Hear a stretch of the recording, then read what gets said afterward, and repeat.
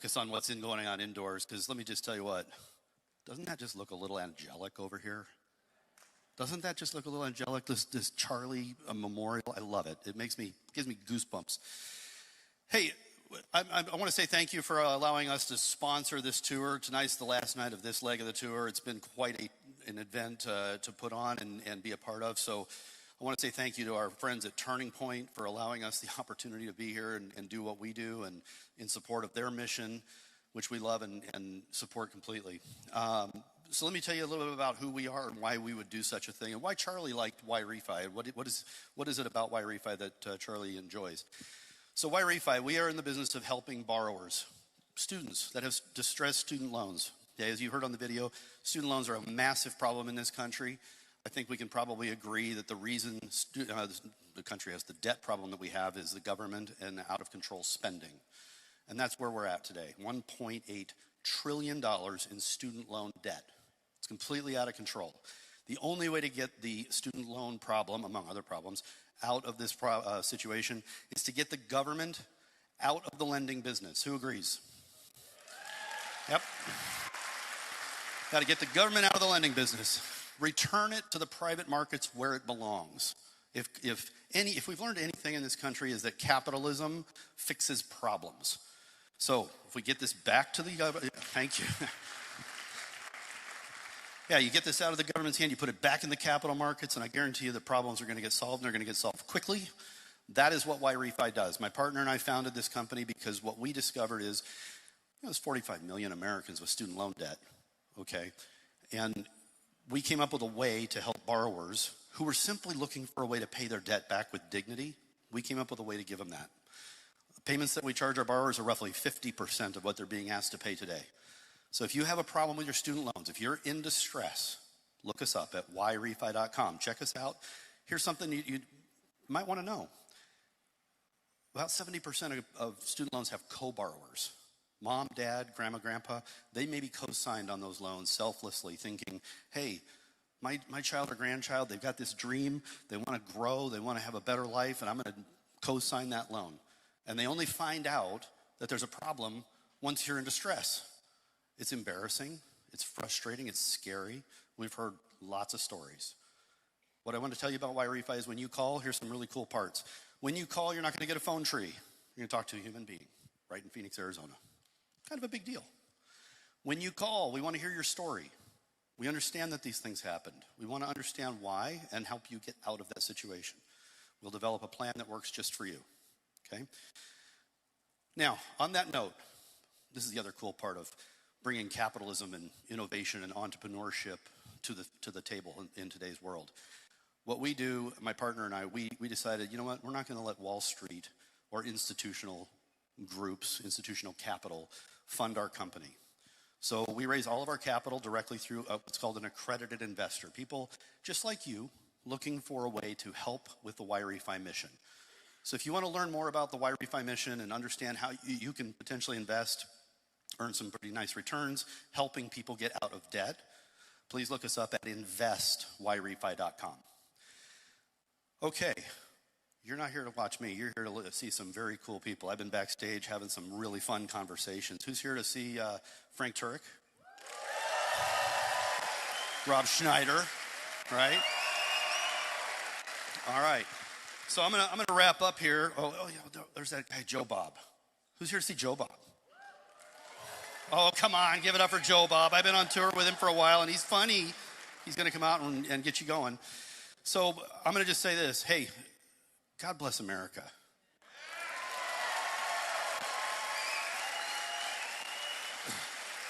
God bless you. God bless the people outside. They're just causing great attraction to what we're doing here. They don't even realize that they're furthering the motion by just showing up. So thank you. We're all over the TV and everything. We appreciate it. Thank you. Thank you. I appreciate that. So I'm going to wrap up by saying, let's get the party started. Who's ready to rock and roll here? All right, let's do this.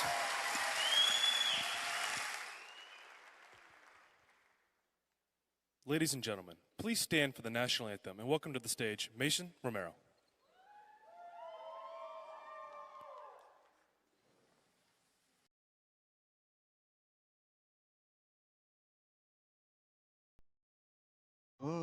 who say, can you see by the dawn's early light what so proudly we hailed at the twilight's last gleaming, whose broad stripes and bright stars through the perilous fight o'er the ramparts we watched were so gallantly streaming, and the rocket's red glare, the bombs bursting in air, gave proof through the night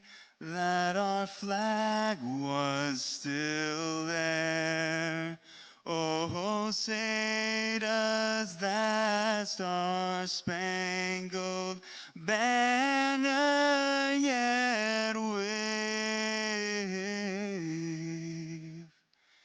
o'er the lands of the free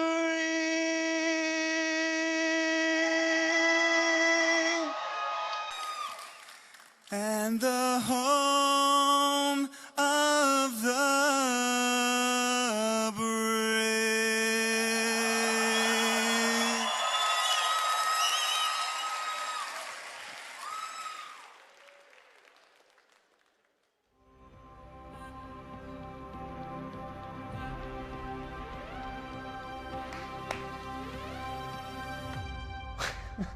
That's too good. Joe Bob, that's too good. I got to tour with Charlie as his opening act for the last 3 years. I think initially some people might have found it odd that Charlie Kirk was bringing a comedian on the road with him, but also I don't think people realized how much Charlie loved to laugh. Mark Twain once said the human race has only one really effective weapon, and that's laughter. And even though he was known for his logic and reason, nobody understood the power of laughter better than Charlie. Ladies and gentlemen, please welcome comedian, Turning Point contributor, and host of Turning Point Tonight, Joe Bob. Joe Bob. Joe Bob. Joe Bob. Joe Bob. Joe Bob. Joe Bob. Joe Bob. Joe Bob.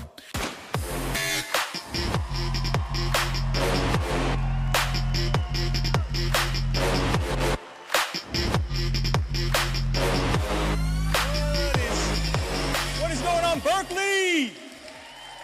Hey, we can do better than that. What is going on, Berkeley? Yeah. How about a round of applause for all of you for making it in here? Yeah.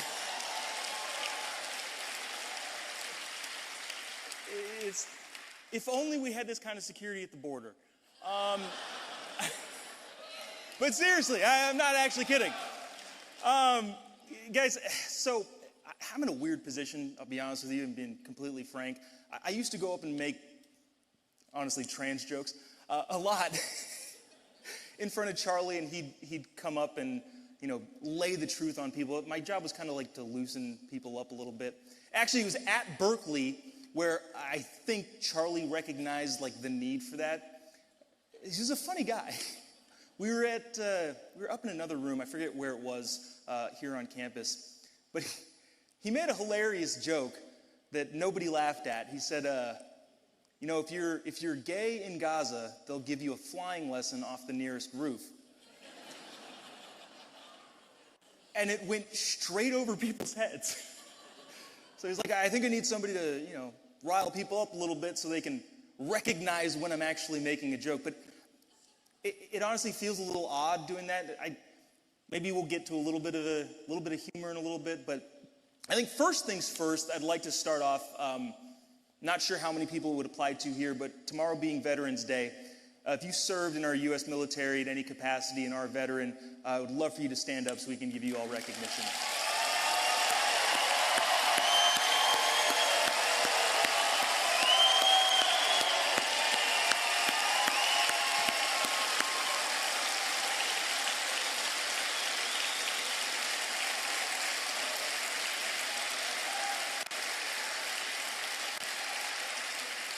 Thank you all so much for everything that you do, everything that you've sacrificed, everything that your family has sacrificed. And that goes for all of our veterans and also all of our fantastic security. I know it was a little bit difficult getting in here, but one more round of applause for all of the brave men and women that keep us safe at these events.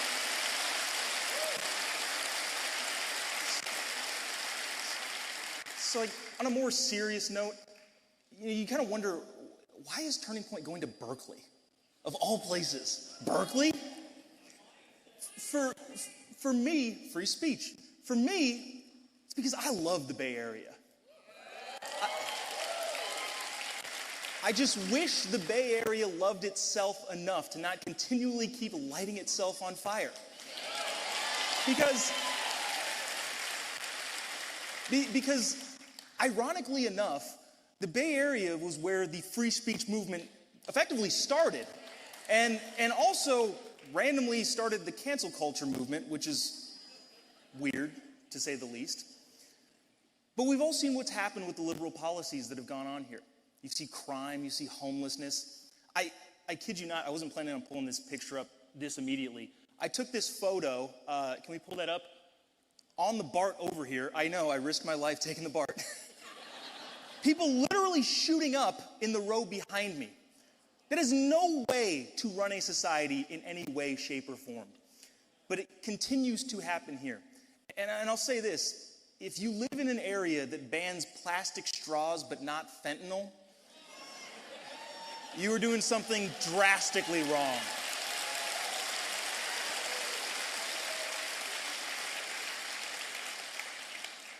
Is this better? All right. And the reason we keep coming to these... It's not better. Oh, there we go. It was George Soros. The reason we keep coming back to places like this is because despite all of the craziness, despite all the liberal policies, we believe that the Bay Area can be saved. Yes? Yeah.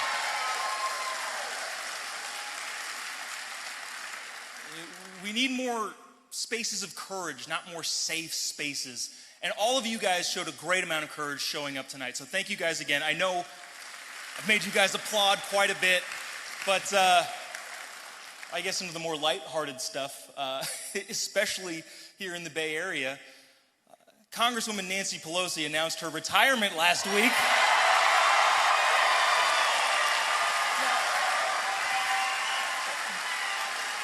Now, hold on, I recognize that we are cheering in this room, but I can't help but feel for our liberal friends. They have lost an important, powerful, and influential investment advisor. She said that this is not the end of her political career. It is simply the end of federally mandated financial disclosures. I was digging into Nancy a little bit, and in 2005, there was a resolution in Congress to whether or not they would allow the 10 Commandments to be posted in public buildings. And even though Nancy was actually there when Moses descended from Sinai, she still voted no. I am not a political aficionado. However, if you agree with Satan, it's maybe not the best political approach to take. Now, I'm not calling Nancy Pelosi the devil, right? I'm not saying that Congresswoman Nancy Pelosi is the devil. However, if Satan was in Congress, the roll call vote for that bill would have been the representative from hell. And he would go, it's actually pronounced Minneapolis. But I actually agree with Nancy on this one. She's totally squared away. She's got this covered. Before I leave, I want to tell you a very, very quick story about Charlie that happened a couple months ago. And I've told this a couple different times, but I feel like it's fun and appropriate for this setting. I'm known as kind of the in-house smartass. In other words, the liability. I tend to get the brand in trouble quite a bit. Like for example, sometimes on Instagram, just for my own fun, I'll scroll through and find the LGBTQ hashtag. and I'll comment, "That's gay."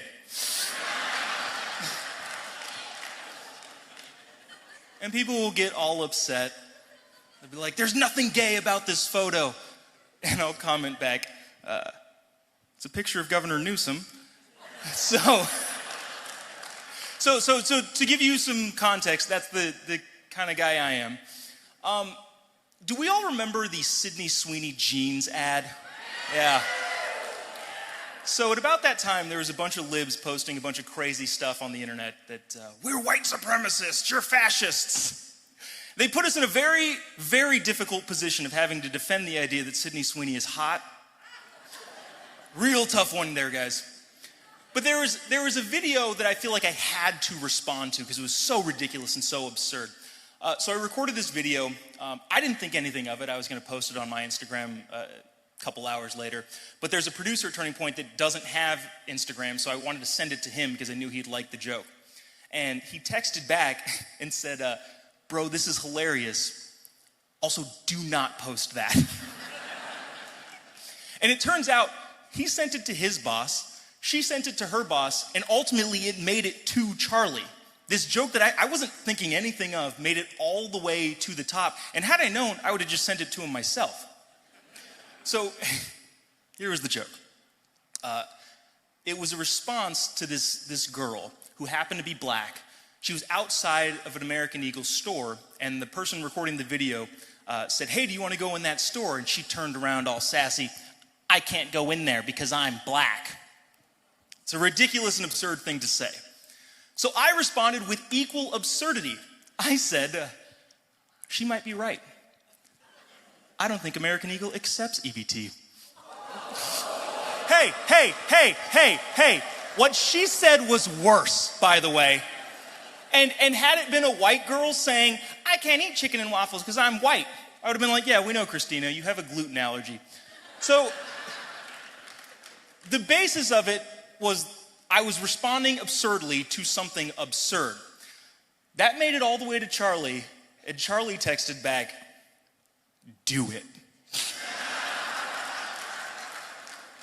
Because that's the kind of guy he was. But it actually didn't stop there.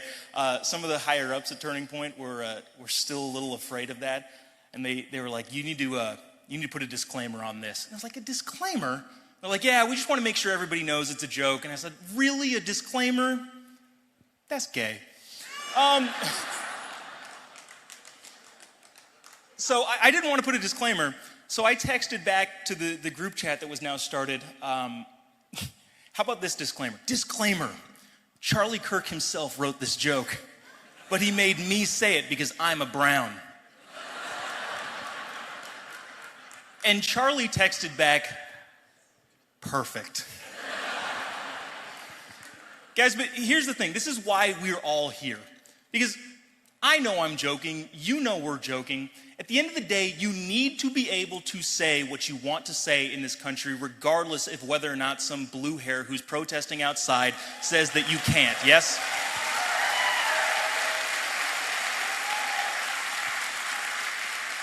So guys, thank you so much for coming to this event. You're going to have a fantastic time. All of the people coming up are firm. I want to thank all of the incredible volunteers that we have today, all the student volunteers who took their day. We also have an amazing Bay Area field representative, Annette Lees.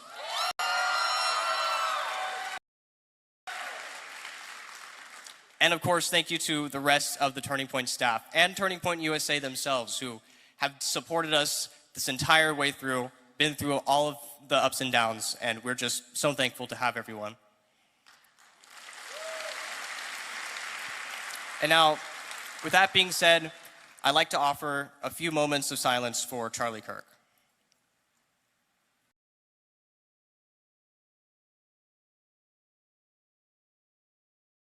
Two months from this day, we witnessed one of the most tragic events in modern history, when a bullet soared through the air and an assassin took the life of a courageous man.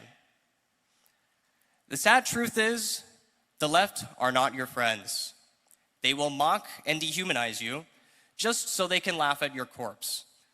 all while cheering in the name of social justice.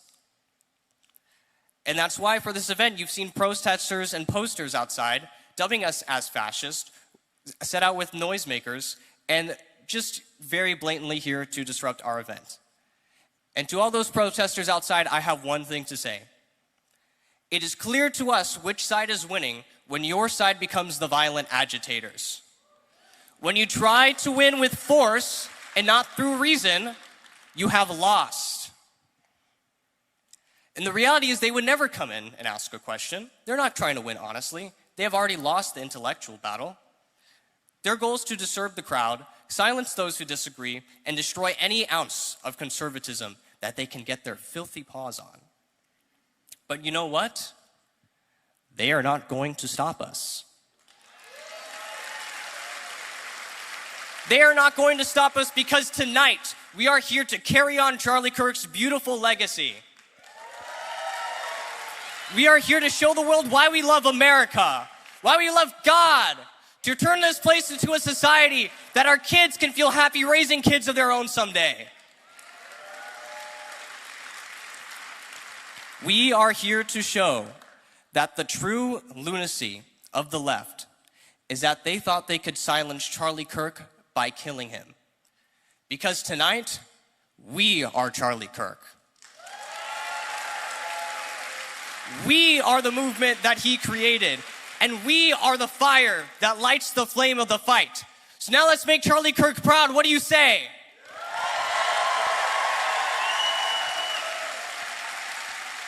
Charlie Kirk, I love you, buddy. Now I want everyone, there's rally posters on your chairs of Charlie Kirk. I want everyone to raise them up and cheer for Charlie. Charlie Kirk! Charlie Kirk!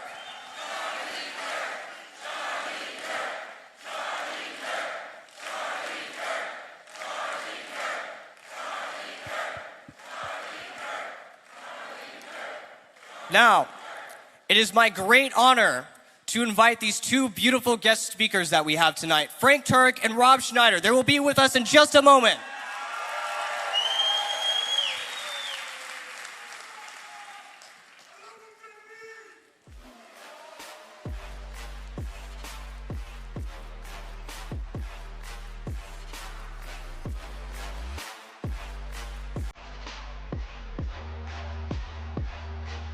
Please welcome Frank Turek.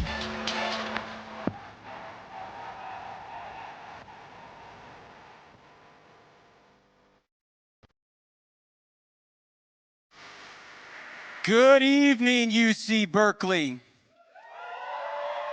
Wow, they wouldn't let everybody in now, would they? But the important people are here, and I want to start by asking you a question, and that is, where were you 2 months ago today when you heard Charlie had been shot?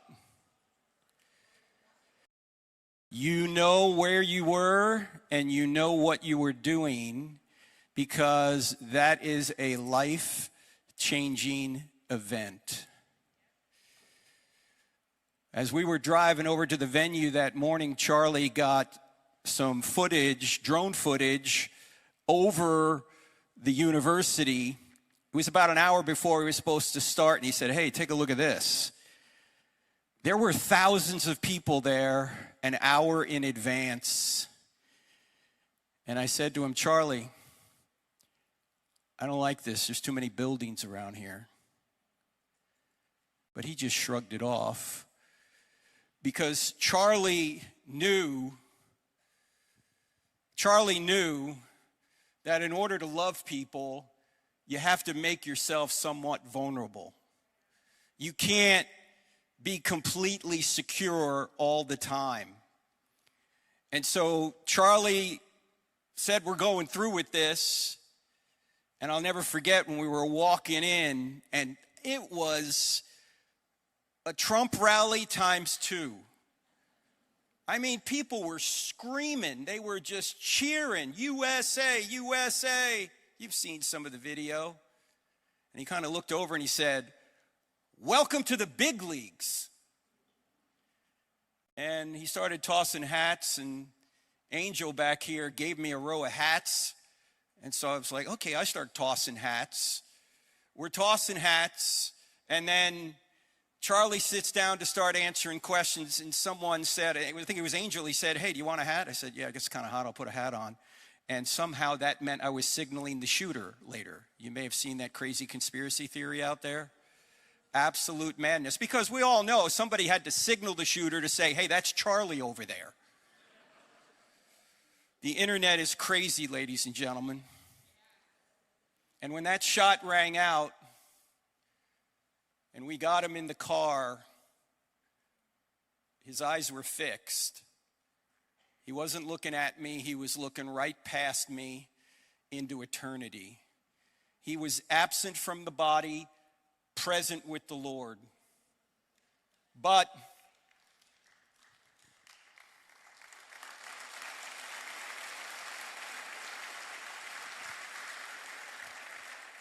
of course, we had to try to do everything we could to save him, and I'm telling you, his security team was amazing. And those gentlemen are here tonight. There's one of them. There's Justin right there. Brian is back there. Dan was there. Rick was there. They did what they were supposed to do. And when this investigation's over and all this conspiracy nonsense is over, you're going to see that they did their job and they did it well. It wasn't their jurisdiction. It wasn't their jurisdiction to handle the roofs. That was someone else, and they blew it. It was Butler, PA all over again. But as we sit here, we're kind of asking ourselves, well, some say that God spared President Trump. Why didn't he spare Charlie Kirk? Maybe because there is no God, some will say. Why would he allow such an evil thing to occur? Does evil mean there is no God? Well, actually, the exact opposite is true. About a year ago, our mutual friend James Lindsay, who is an agnostic atheist, texted Charlie, and he said, Charlie, I've been looking at what's gone on in the communist countries in the 20th century. They killed 100 million of their own citizens. I'm starting to believe in Satan. And Charlie texted back 4 words. If Satan, then God.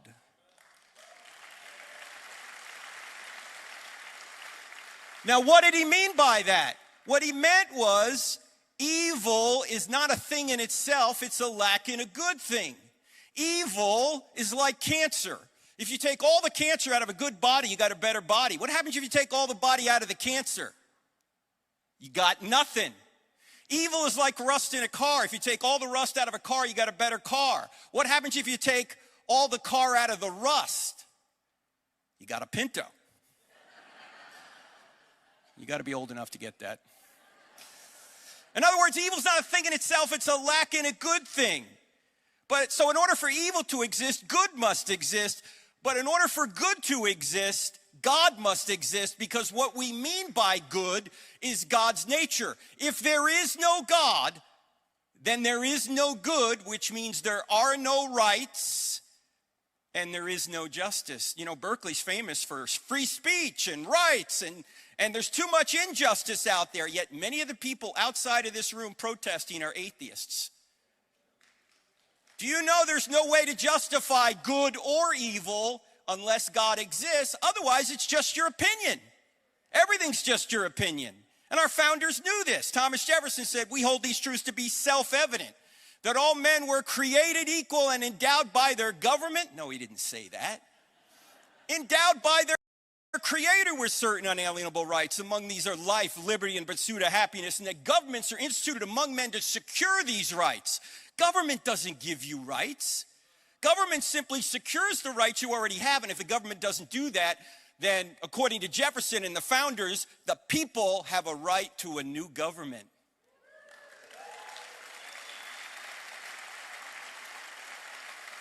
So evil does not disprove God. It may prove there's a devil out there, but it can't disprove God, because there'd be no such thing as evil unless there was good, and there'd be no such thing as good unless God existed. Now, we still can ask the question, well, God, why did God allow this particular evil to occur? I had a militant atheist once at Michigan State ask me this question. He said, if there is a good God, why doesn't he stop all the evil in the world? And I said, sir, that is an excellent question. Maybe because if he did, he might start with you and me, because we do evil every day. You ever notice we start complaining about evil, we always start complaining about somebody else doing it? It's like, hey, God, why don't you stop him? God, why don't you stop her? God, why don't you stop the shooter? God, why don't you stop Hitler? God, why don't you stop... Why do we never say, God, why don't you stop me? Ladies and gentlemen, if God were to stop evil at midnight tonight, would you still be alive at 12:01? I wouldn't be. I wouldn't be alive. God doesn't stop evil right now because he gives us free choice. Why does he give us free choice? So we can love. You can't love without free choice. Love by definition requires freedom. So God gives us free choice. The problem is we can use our free choice to do evil like the shooter did. But can any good come from that? The Bible talks a lot about this. We don't have time to get into all the details. But the Bible talks about the fact that testing produces patience, and patience produces character, and tribulation leads to hope. And it says all things work together for good to those that love God and are called according to his purpose, to be conformed to the image of his Son. Doesn't say all things are good.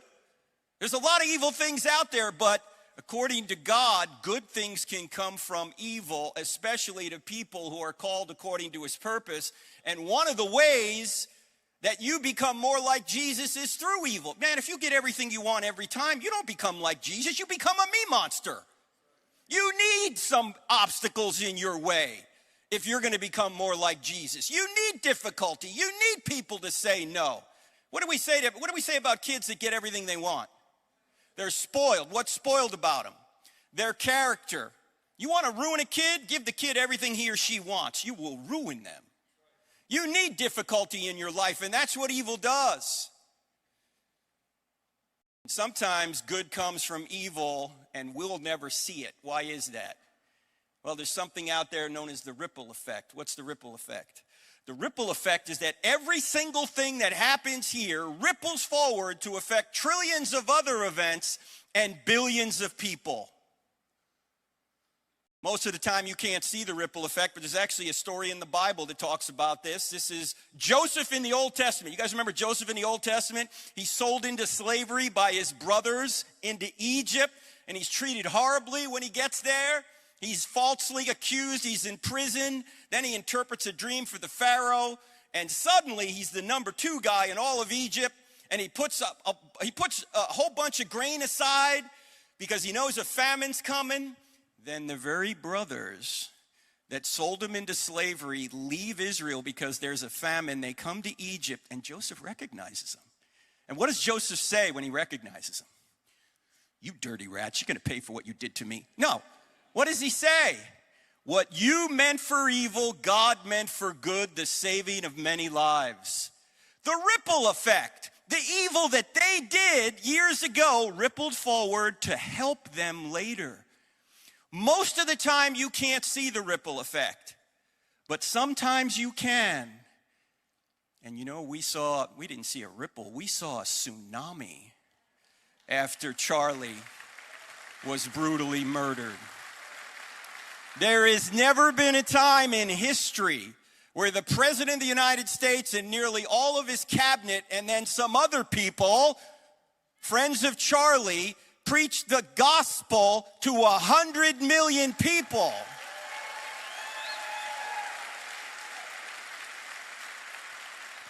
I submit to you, if Charlie were here today and we were to say, hey, Charlie, 100 people would come to faith if you give your life right now. Will you do it? He'd say, that's what my life's about already. Yeah, I do it. Now, he wouldn't want to leave Eric and the kids, but that's what his life was about already. Well, how about millions that have come to Christ? I'm getting emails from people in foreign countries like Sweden. I got an email from a lady who said, I'm an atheist my whole life. Now I'm a Christian because of Charlie Kirk.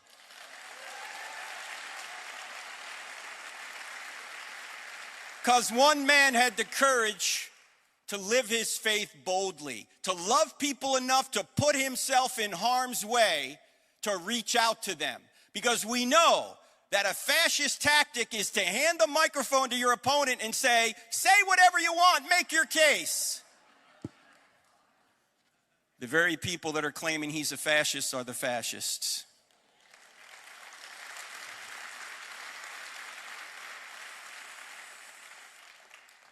Now, although we can't always see the ripples, we can trust God for them. Good has come and will come. And one of the greatest ripples of all time happened to the only completely innocent person ever, and that was Jesus of Nazareth. He was brutally murdered, put on a cross, so he could take our punishment upon himself. That great evil rippled forward to the greatest good of all time. We can now be reconciled to an infinitely just God because Jesus took our punishment upon himself. Now, as we know, the folks here at Berkeley are big into justice, as I mentioned earlier. But you know, there is no justice unless God exists. There are no rights unless God exists. And so, Jesus is the one that is the just judge. He's going to judge the living and the dead. And let me ask you a question. Maybe you're not a Christian, but you love Turning Point. Do you want to be judged by an infinitely just being? I don't want to be judged by an infinitely just being because I haven't been infinitely just. I'm going to be punished if that's the case. I don't want justice, I want grace. And Christianity is the only worldview where you get grace. You trust in what Jesus has done, and then you're not only forgiven, you're given his righteousness. Ladies and gentlemen, this is the greatest story ever told, and it's true.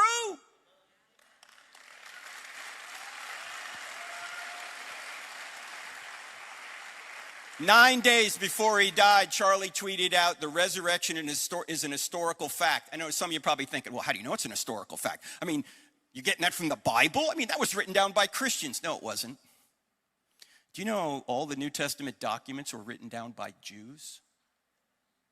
They weren't Christians. They became Christians because they witnessed something they didn't expect.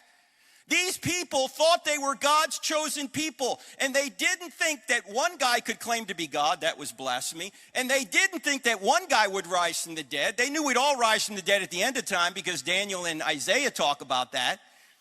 They didn't think any of this was possible.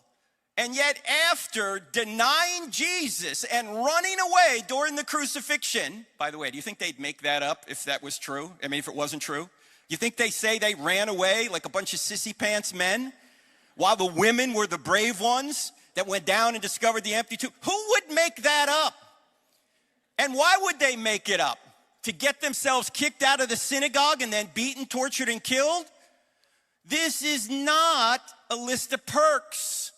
We're going to start in a religion. We are? Yeah. What's it going to get us? Well, first we'll get kicked out of the synagogue and then we'll get beaten, tortured, and killed. Well, sign me up. What a great idea. No, they're not making this up. And they would never say the women were the first witnesses. I mean, who wrote the New Testament documents down? Men. Now, what man is going to say that he was hiding for fear of the Jews while the women went down to discover the empty tomb? Would any man in here invent that? No. I would. If I was making it up, I'd make myself look good. I'd write down, let's see, we marched right down there and we overpowered that elite Roman guard. Yeah, that sounds pretty good. And then we saw Jesus who congratulated us on our great faith. And then we went and comforted the trembling women. I would never say it was Mr. Sissy Pants. And oh, by the way, why would you never say the women were the first witnesses in that culture? because a woman's testimony was not considered on par with that of a man. So if you're making up the New Testament story, you'd only have the men be the first witnesses. Yet all 4 Gospels say the women were the first witnesses, which is telling us what? They really were. I actually had a lady come up to me once. No, it was a guy actually. No, it was a lady. There's two people. A lady came up to me at university many years ago, and she said, I know why Jesus appeared to the women first. I said, why? And she said, because he wanted to get the story out. I said, that is an excellent point. I hadn't thought of that, because ladies, when your man comes home from work, does he say much? There could have been a nuclear explosion down at the plant. He's not going to tell you. You'll see it on the news before you hear it from him. You'll be watching the news going, hey, hon, oh yeah, I forgot to tell you. The nuke blew up. I've been hot for 3 days. What's for dinner? And this guy at University of Cincinnati came up to me and he said, you think that's bad? He said, my buddy was on a plane, a private plane, just he and the pilot. And the pilot died. And my friend didn't know how to land the plane. So he said, just like in the movies, the tower talked him down. When he went home that night, his wife said, how was your day, dear? He said, same old, same old. This is not a made-up story, ladies and gentlemen. And then they went and died for this. Why would they do that? They wouldn't. If you're going to say they made this up, you got to come up with some sort of explanation that has evidence behind it. You notice there's a lot of counter explanations to Charlie's murder, and none of it has any evidence behind it. It's all speculation. You can speculate about anything as to what happened to Jesus. You can say aliens took his body, but you know what the real truth is? Those disciples went to their deaths saying he had risen from the dead. And the disciples didn't get the big 3 that normally encourage people to lie. They didn't get sex, they didn't get money, they didn't get power. All they got was persecution. Yet they said it was true. Why would they do this? I am never going to forget that day, and I know you are not going to forget it either, 2 months ago. I'm never going to forget Charlie's lifeless eyes looking back right past me in that car. It's a life-changing event. Do you know what else would be a life-changing event? A man that predicted and accomplished his own resurrection from the dead.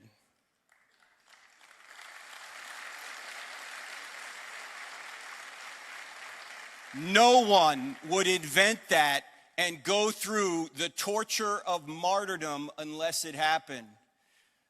So Charlie would want you to know today, in fact, the last walk we took, we used to take these walks when I was in Phoenix, late at night through Phoenix, and we would just talk about all these issues because he wanted to learn more about how to defend the faith. And the last walk we took was Monday night before he was murdered Wednesday. And one of the biggest issues we talked about was the resurrection. Charlie wants you to know that he's in heaven right now and will be physically resurrected, and so will you. The only question is, are you going to be resurrected up, or are you going to be resurrected down? Charlie Kirk is in heaven right now, not because he gave his life for his Savior. Charlie Kirk is in heaven right now because his Savior gave his life for Charlie Kirk.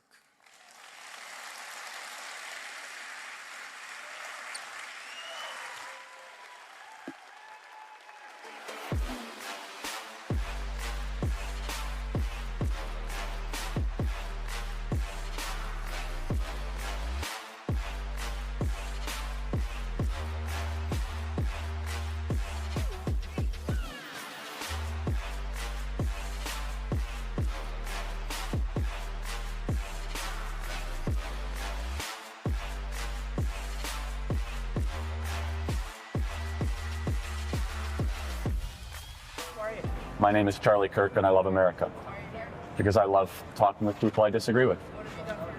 Started an organization that's now in 1,000+ campuses to save the greatest culture and country ever to exist. Our family's divided. We're divided the same way the nation is divided. Will anything ever be remedied? A nation divided against itself will not stand, neither will a family divided against itself. Why do you think your son is conservative? You as a father should listen to your son. I used to be, at one point, on my father's side. Upon doing my own research and seeing things firsthand, I've switched sides. We talk every day about politics to the point where it's divided us. Father-son divide is more important than politics. Really try to come down at what generational perspective do they have. Never let politics get in the way of the beautiful relationship between father and son. And my question for you is, do you have any hate against the LGBT community? How could I hate that which I have a heart for? I might not agree at that for some of the lifestyle choices that some people make, but of course not. And if someone said, Charlie, what's your view on marriage? I say, I believe marriage is between one man and one woman. Do I have hate in my heart for somebody that doesn't choose the lifestyle that I believe that God laid out in the scriptures? Of course not. Yeah. What's this big for? I go around universities and have challenging conversations because that's what is so important.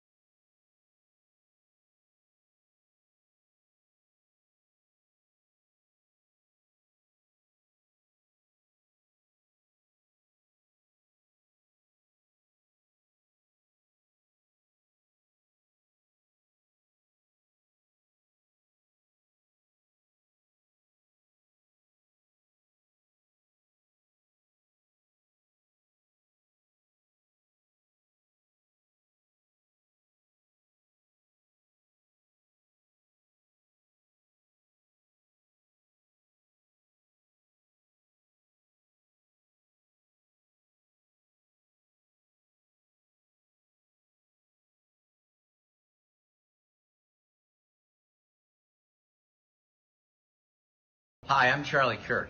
Rob Schneider. And today, what are we doing? Well, you can do it. You can do it! Let's go talk to some kids. Let's go talk to some voters. Let's get these voters voting. Right now. We'll see you in a bit. Thank you. Please welcome Rob Schneider.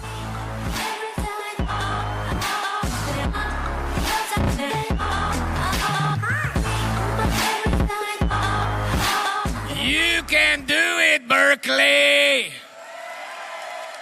All night long. Well, thank you. I'd like to thank Antifa for the welcoming that they gave me tonight. It was beautiful. I mean, they didn't have to bring, fireworks, but I appreciate it, because I know that's spending money, and they didn't have to dye their hair pink either for that, but I appreciate it.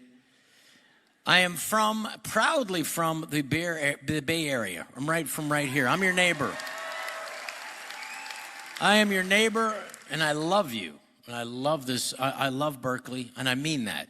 I love the history of Berkeley, and I believe that what is happening now, I think, is a blip, and it is a intolerant blip, and is hopeful. I have this whole speech thing I'm going to talk about and a couple of dumb jokes, but we are in an age of emotion. When historians look back and go, what happened, and what was that all about? And it was because if we give in to our emotions and that desire, then we can. If you give in to those desires and those passions, if you use that before your sense of reason and rationality and logic, then you can be manipulated like the people outside this building right now. They're coming not from a place of rationality. They're coming from a place of emotion. And that's tough. Because what I wanted to ask you, and what the theme of this whole thing I was writing was this. First of all, I want to tell you, Charlie and I talked in August, and I said, "Congratulations, Charlie." And he said, "What?" I said, "You've made it." And he said, and he started laughing. And I said, "Well, South Park just made fun of you." And I said, "They did a great job on your head." Charlie had a different head. You know what I'm talking about.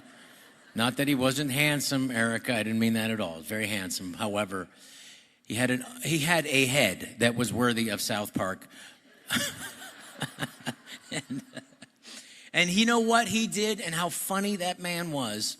He took that picture and put it on his social media as Charlie Kirk, and that was a picture of him on South.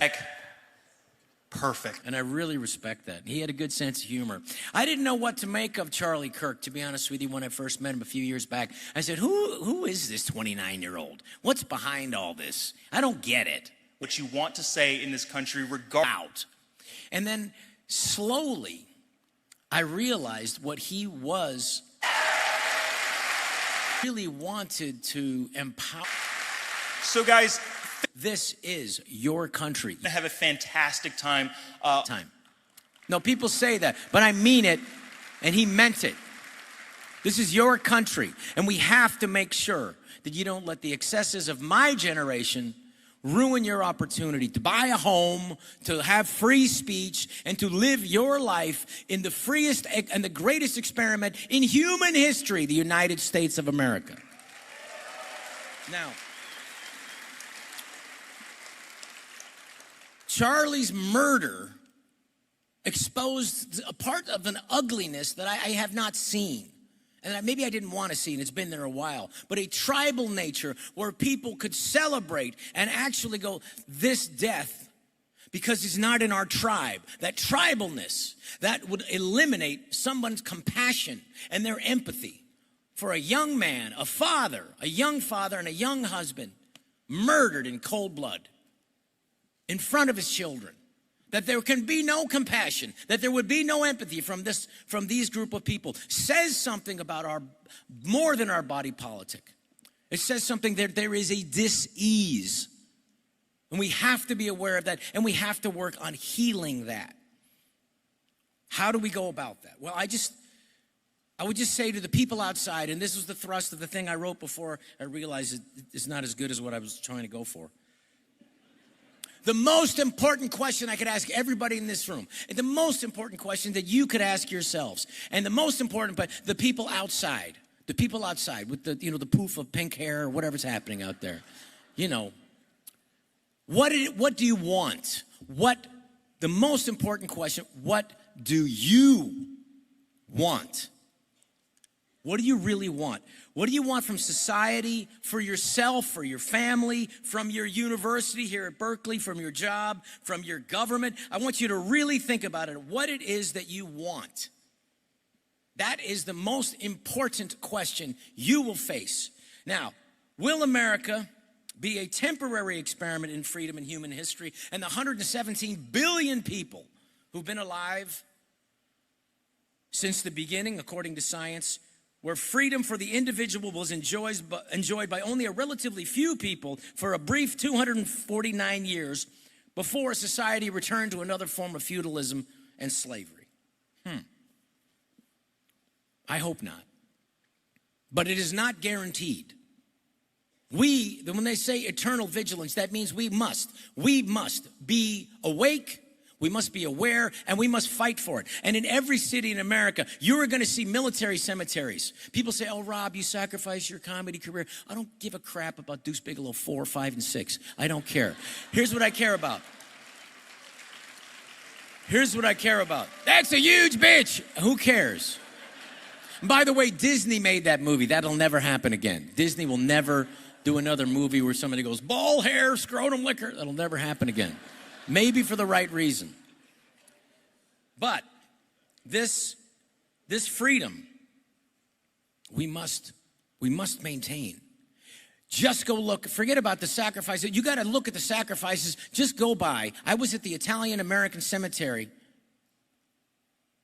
in Italy 2 summers ago, and I saw 19, 20, 25-year-olds, 26-year-olds, 30-year-olds, American military service who gave the last measure of devotion for this freedom, for our freedom.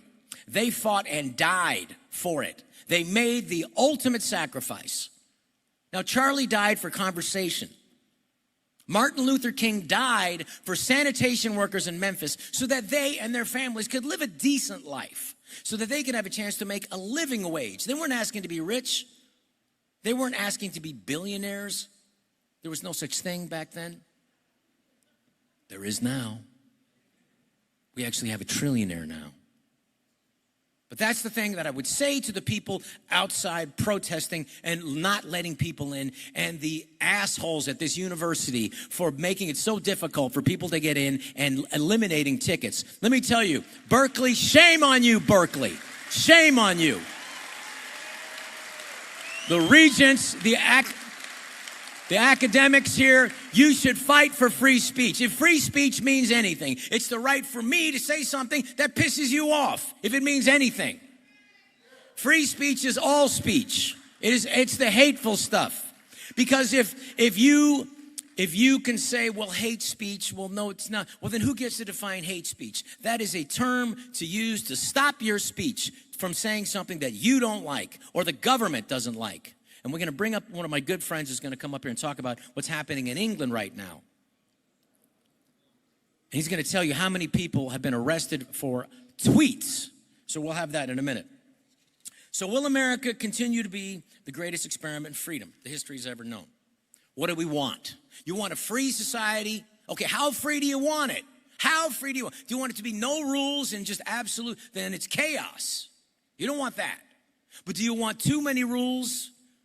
All rules to control us all, then that's tyranny. We don't want that. We want a mess. Not a crazy mess, but a mess. But that is requiring good faith actors to come in and not manipulate the process like those goons outside.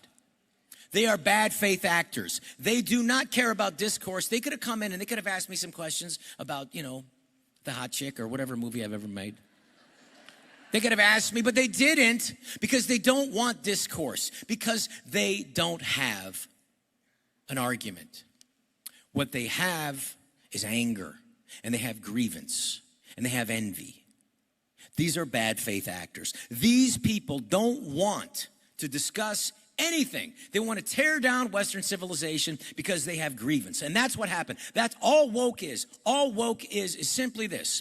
Communism redressed as some sort of manners, renamed and repackaged because they knew, the communists knew in the second Chinese Revolution in 1966, the Cultural Revolution, they knew that communism was never going to take hold from the worker, because in capitalism in the United States of America, workers know, and your parents and your grandparents knew, that if you work your ass off, your life's going to be better. Your children's life's going to be better.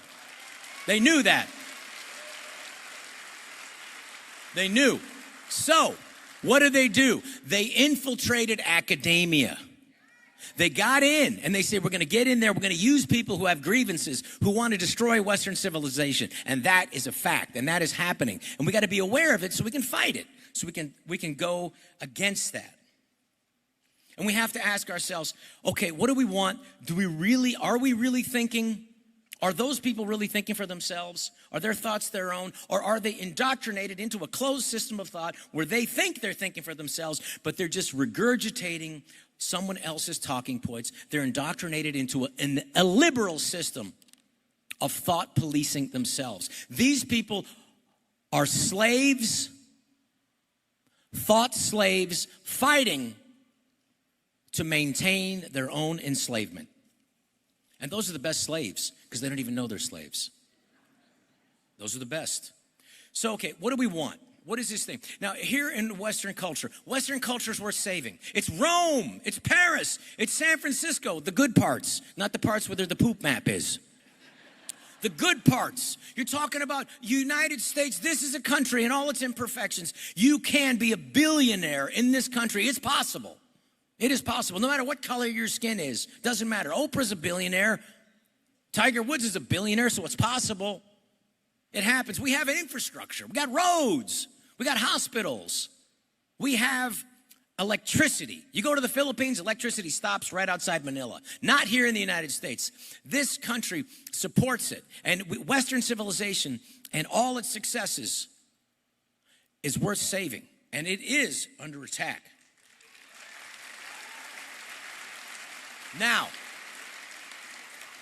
let's talk about what it is you want. Because here's the problem with Western civilization and culture and the idea, because you can get swept up into that too, into the monetary kind of thing and worry. Because there's this thing about, well, we're missing our life. And I would just say, I would be conscious from someone who's made this mistake. There's this idea Alan Watts talks about this. There is this idea that, okay, I'm going to get to this place, and then I'm going to start enjoying my life. I'm going to get to the first, but first I got to get the right grades, and then I got to get, and then it's going to start coming. Then I got to get into the right university, Berkeley. I'm going to get in there, and then from Berkeley, and then I got to get the right grades, and as soon as then it's going to start coming, and then I got to get the right internship, and when I get out of there, then I'm going to get from that internship, then I'm going to get a job, and then it's going to start coming, and then from that job I got to get a certain amount of money, and then I got to move into the right house and get the right wife, and then we're going to have some, and then we get the kids, and the kids got to go to the right school. And it's like, okay, this is happening. This is coming. Pretty soon I'm going to get to that place, whatever. And then you get a promotion. Go, okay, it's almost there. Now I got the promotion. And then you wake up and you're 40 and you go, what the fuck happened?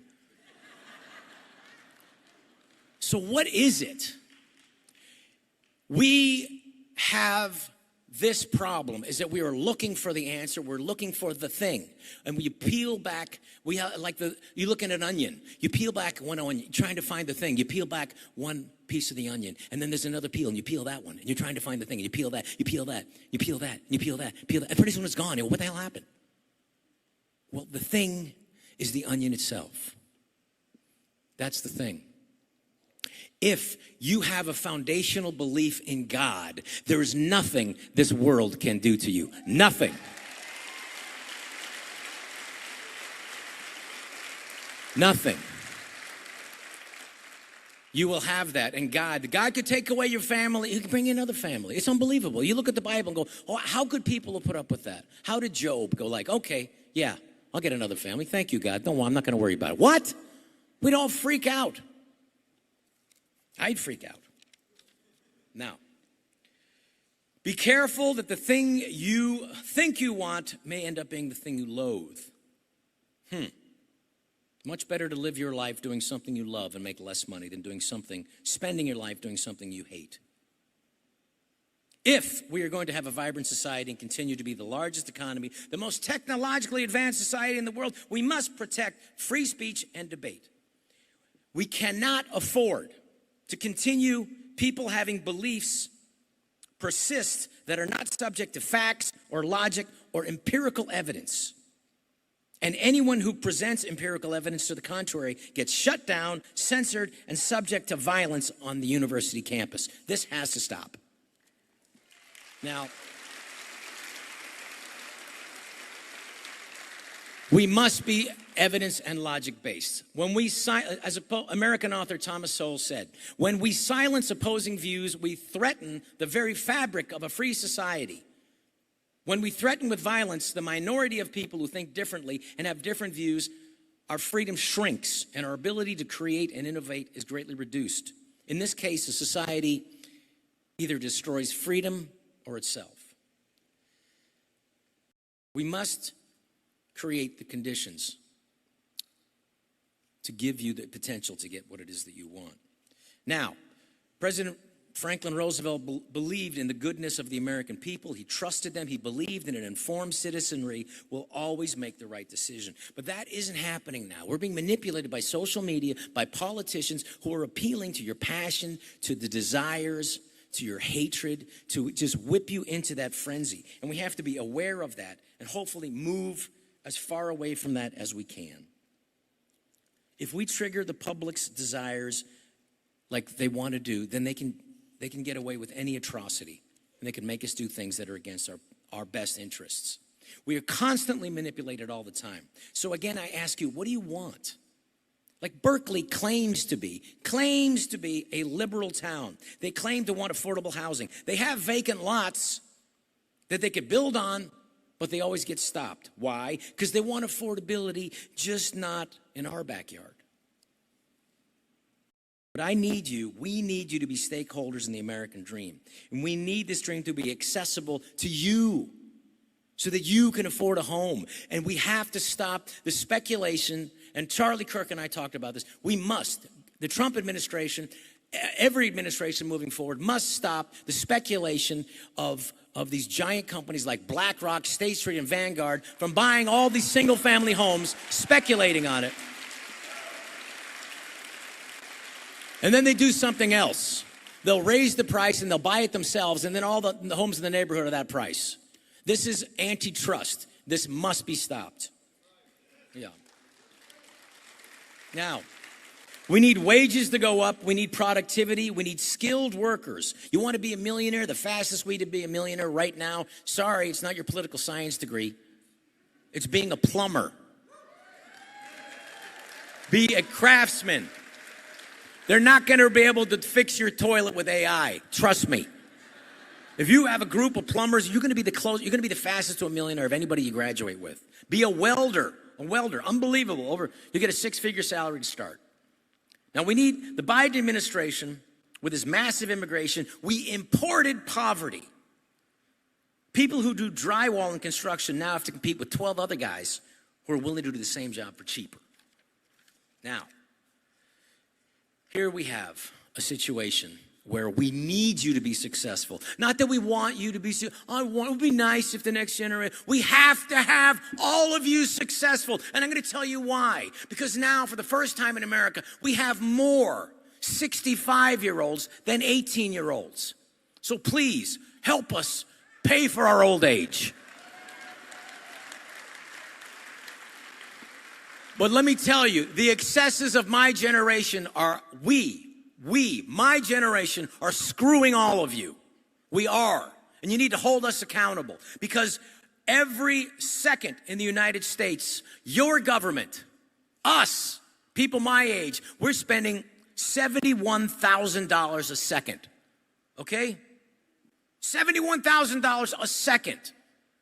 How are we going to continue this? We won't be able to. In 7 years, the Medicare Trust Fund will be empty. In 7 years, the Social Security Trust Fund is gone, meaning that we will double seniors' poverty to 24%. There'll be 24% cuts. Last year, we finished the year at $37 trillion in debt, and in 10 years, we will double it. It is my sincere concern that we're going to have to insist that this insanity stops so that you can get your fair share, what you deserve, a piece of the American pie. We can do it. You can do it. All right. For every dollar we take in, now we spend $1.43. Let me say that again. For every dollar we take in taxes, we spend $1.43. We are about to lose our sovereignty. We're giving it away to the financial markets. It is immoral. It is immoral, and we must change this. Now, the elites see us as mass irrationality that need to be controlled and manipulated. The government techniques are the same, only the crisis changes. The Red Scare of the Soviet Union was a crazy lie that they told students here in Berkeley at that time. They said, if there's a nuclear attack, duck and cover. Get under your desk. You'll be fine. I wonder how that worked out in Hiroshima and Nagasaki. In California in 2020, Gavin Newsom, the governor of this great state, said, yes. He said, mask up between bites. Mask up between bites. He said that. What an idiot. When they show you who they are, believe them, and Gavin Newsom is a gigantic buffoon. And he shows you. All right. Now, there is an attack. We're going to talk about this with my good friends who will be coming out here shortly. I want to introduce in a minute. There is an attack on Western civilization, and the United States really is the last bastion of hope for the free world. It really is. It really is. Let me just, Western civilization is under attack. Western Europe is bringing in people that hate them, and they're bringing them into their culture that they hate. And as Charlie Kirk said, if you do not assimilate, it is an invasion. And that's what we are experiencing. That Western Europe is gone. So, I would like to just tell a quick story about what happened to me about a famous actor. And I want to tell you this story because I want to leave it with hope. Because I have great hope and I have great faith. And like my Father Paso, who's a terrific priest from Omaha, and he lives in Scottsdale. he said to me, Jesus already won. This is just a mop-up mission. Okay? The battle is won. But we must be on guard, all of us. We must fight. We must be courageous. And thank you for being courageous, each and every one of you, for coming here this evening. Thank you for your courage. Courage is required. Now, I was at a very liberal place for the 50th anniversary of Saturday Night Live. I was in New York, and I got about the same response. But I wasn't there to talk about politics. I mean, I went there for 5 years. It was my, part of their history. They're part of my history, blah, blah, blah, blah, blah. So anyway, I'm there, and, I didn't want to talk about politics, whatever, And they sat me next to Al Sharpton. It's like, well, how are you still alive, And then, and 2 rows in front of me, I see Robert De Niro. I know. Well, Robert De Niro hates Trump, and I love Trump. I mean, he's not perfect, but there's only been one perfect person in the history of the world. That's Jesus Christ. So, we all fall short of the glory of God.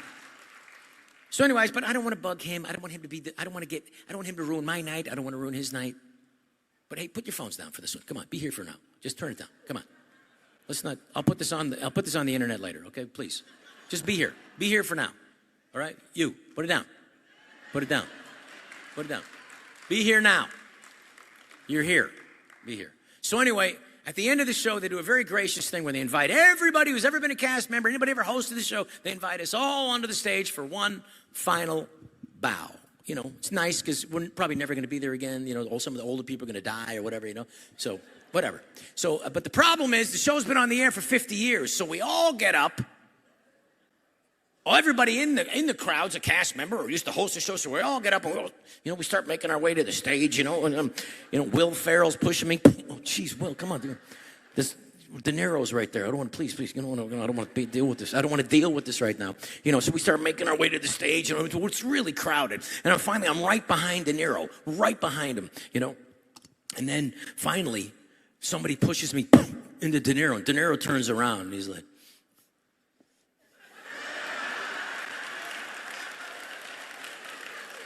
Schneider, how could you support that schmuck? Trump is a schmuck. How do you support that? He's turning the whole country into schmucks. Schneider, I thought you were smarter than that. And I swear to God, the only thing I could think of at the time was, Robert De Niro knows who I am.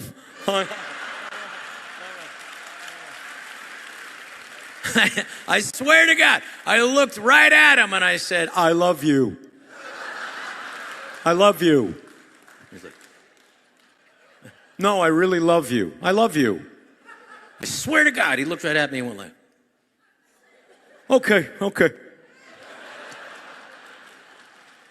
That's the only way to handle this. We're never going to be able to out-cancel the cancel culture. They're better at it than us.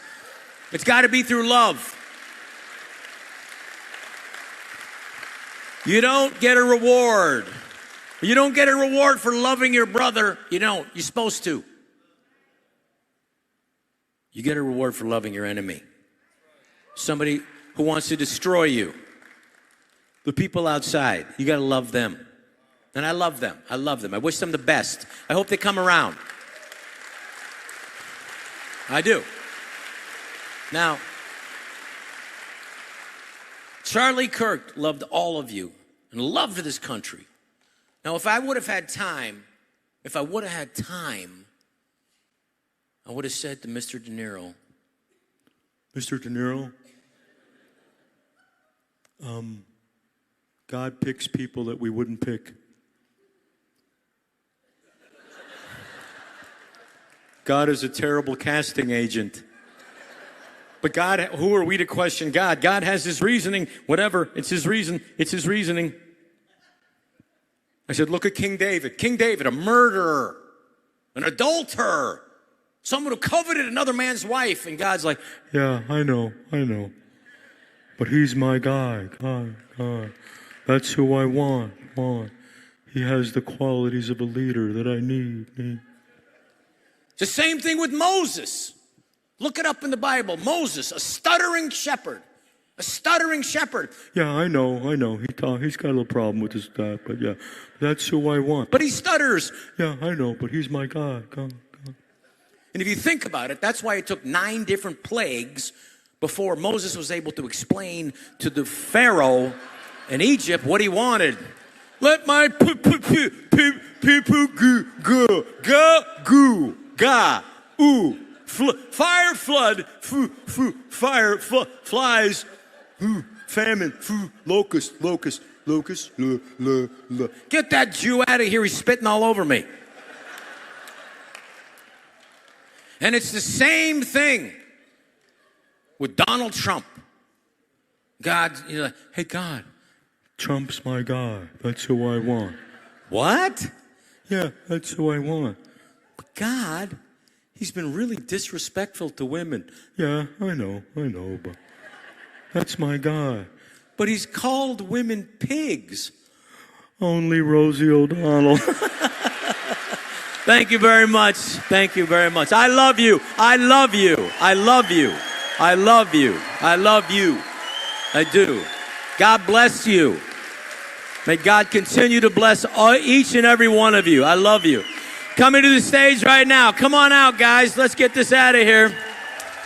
Come on out here. Coming to the stage. Come on out right now.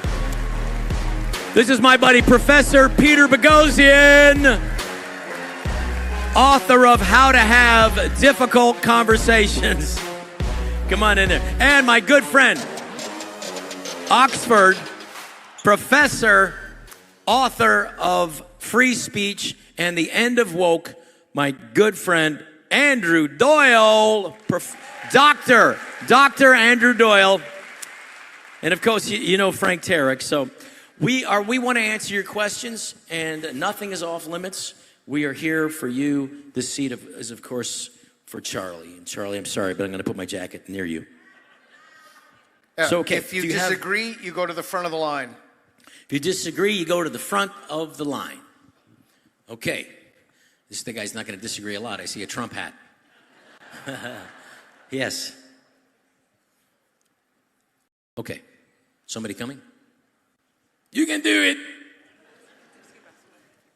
Yes. I love your hat, man. Thank you. I really respect what you said about all the love thing as an Antifa person, so thank you, Rob.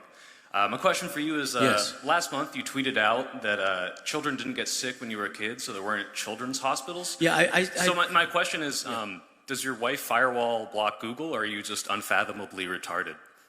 That's a good question. I don't think I'm extremely retarded, but I would say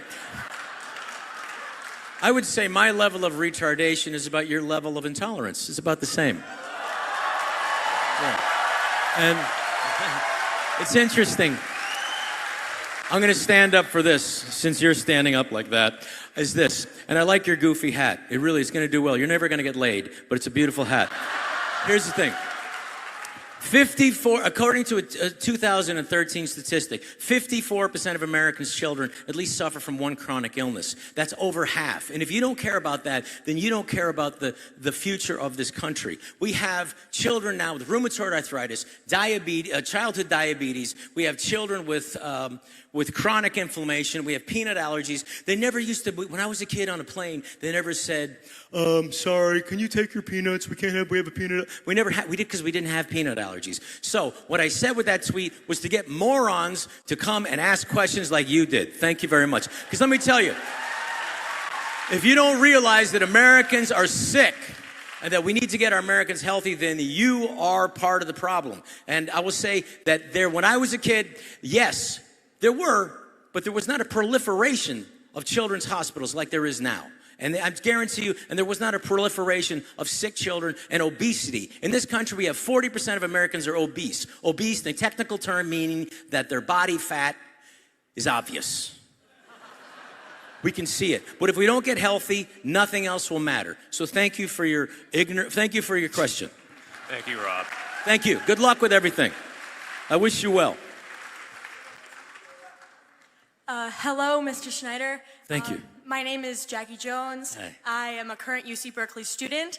I am actually the co-president of one of the comedy clubs on campus. Yeah. Yeah, thank you. I grew up watching you, all of your movies, and now I've actually just transitioned to watching you more on Kill Tony. So I've seen you on like a very PG level with Big Daddy, and now I'm hearing you with Tony Hinchcliffe saying things I probably shouldn't say right now. Yeah. But, I know. Charlie hated my language. He hated it. He told me that too. But he still loved me and still invited me because he knew that I was getting laughs. But thank you. And I guess my question for you is that as a young female comedian, I think I wouldn't consider myself someone that gets easily offended. I think a lot of people tell me I should be getting offended for things that are jokes that are made at my expense that I, as a woman, right, I think they're funny, right? But I want to know, are there things that we shouldn't be joking about, something that I could joke about that you couldn't, or... You're right. I don't think that there's any rules set in stone, but I do think that if you do a joke and people don't laugh, that you get it. But I also think it's our job to challenge people. I always say, like, comedy and society and cultural mores they're shifting. They don't stay, it's like the tides. They go up and they go down. And it's our job to find out where it's going up and then to push it a little bit. If I don't challenge my audience, then I'm not doing my job. Like tonight, I really think that some of that stuff, we have to challenge it. We have to do. Like that gentleman challenged me. And what he did by calling me a retard was he brought me to defend that position and explain something. And it was true. I was incorrect in a statement, but I'm glad that it brought up people talking because I was able to talk about, just like Frank talked about earlier, we're able to get to discussions by stuff, sometimes we're making a mistake that we can talk about, and millions of people saw that tweet because what I was able to get to is that we have sick children, and we have to really worry about the health of all of you people. And so, but yeah, I think there's stuff that is too far, but you got to push things a little bit. And you'll find out like really great comedians who are the polar opposite of my political, like Sarah Silverman. She would say things and she would couch them, and I learned from her. Crazy liberal. I love her. She's a crazy liberal. And she would do things like saying, I would never say a racist joke because I think it's awful. And then she would do it. But she would get the audience to be an accomplice. Louis C.K., whether you like him or not, he's a genius. He's able to talk about horrible things because he gets the audience to question their own sense of morality through his own lack of morality. He attacks himself, and then we all laugh and question it. So in that sense, I think you should go for it. Don't be afraid to push things. Okay, thank you. And Mr. Schneider, may I shake your hand? Yes, come on up here. Thank you. Thank you so much. And you, come up here and shake my hand. You, Antifa. You come up here. Come up here. Seriously. Get up here and shake my hand. Come here. Come up here. Come here. I wish you all the best. Thank you. God bless you. God bless you. All right? I love you. I do. I do. Okay, next question. Hi, Mr. Schneider. Hi, everyone up there. I'm the chapter president at San Francisco State. And I know... Yeah. I couldn't get into Berkeley either. we're Asian, so we're supposed to be here, but...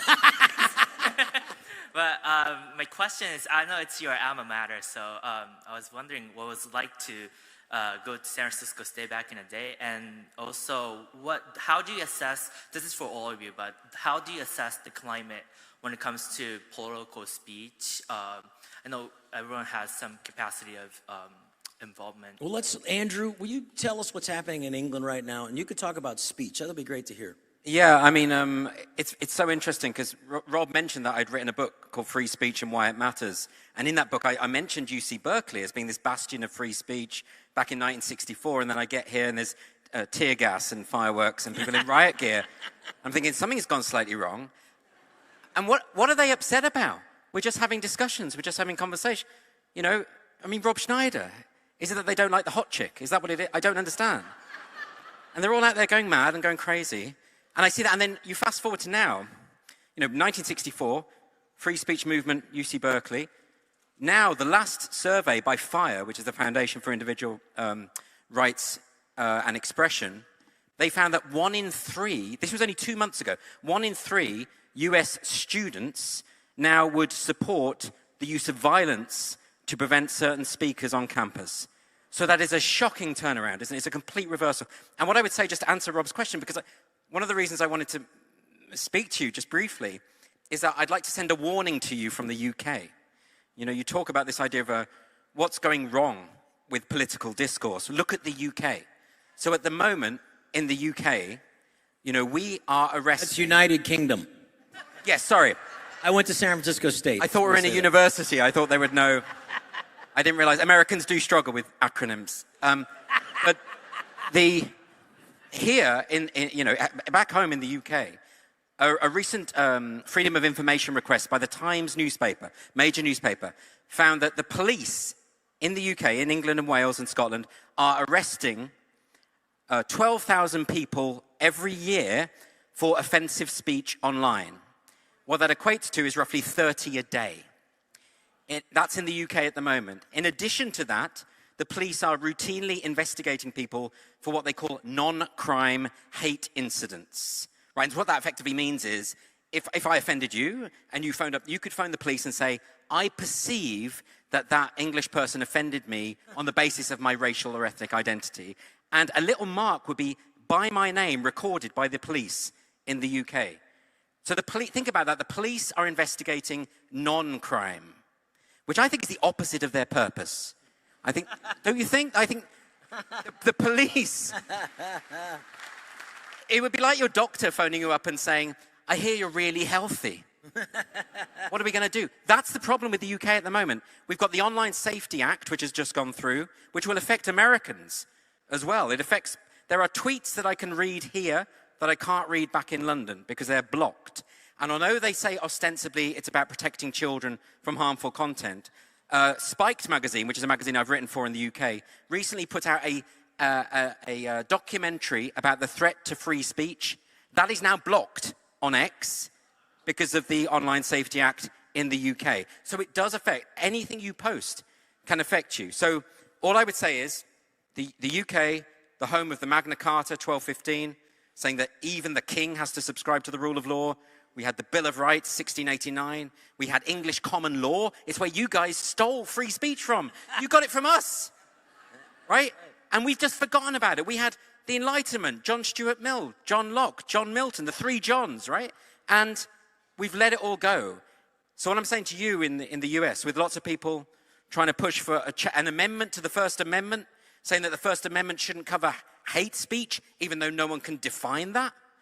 All I'm saying is if the UK can lose it, then so can you. Be very careful. Very good. San Francisco State, an incredible experience. I had a great time there. And I got to say that I learned a lot. And I wish I would have spent more time there, but I got on Saturday Night Live and I had to leave. Sorry. Next question.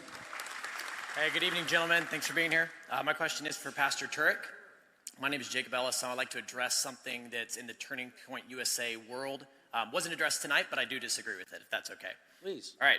So, Pastor Turek, as a Christian, I can deeply sympathize with you in the freedoms that you talk about Christ gives us to forgive our enemies. We saw that with Erica Kirk, right, in front of hundreds of millions of people, saying Christ forgives even this murder of my husband.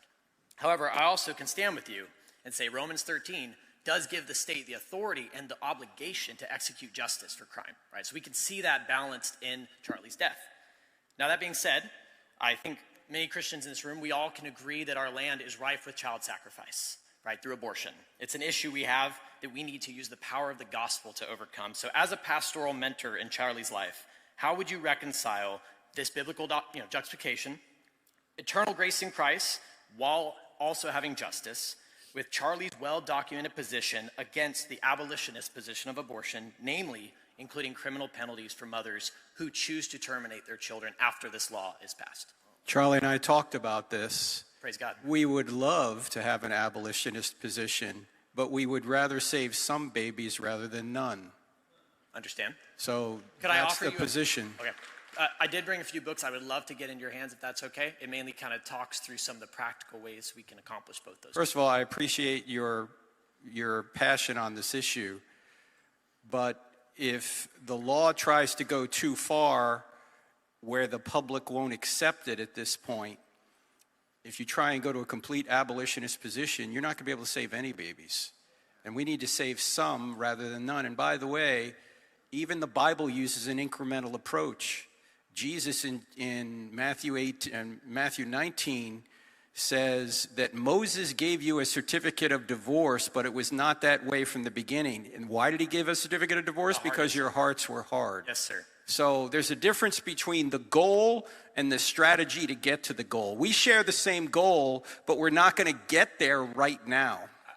If I may, I hear that contrast because divorce, Jesus directly talks about it, but nowhere in the New Testament does he tell us to compromise on child sacrifice. And I think that's something as Christians we must put. We're not compromising. We're trying to save some babies rather than save none.